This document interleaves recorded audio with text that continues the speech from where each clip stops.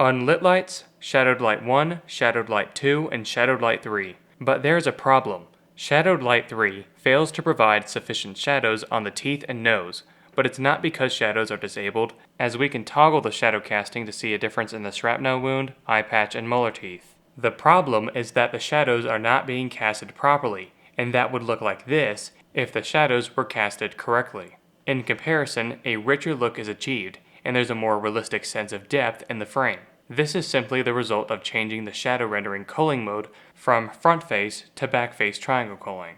You're witnessing our channel's unique footage showing behind the scenes rendering of Metal Gear Solid: The Phantom Pain, an almost decade-old game that is able to compete with modern graphics because of its development within the Fox engine, a game creation tool that pioneered in photorealism, but this engine was sadly canned by its owners for a worse industry standard software because it was cheaper to pay developers to work with.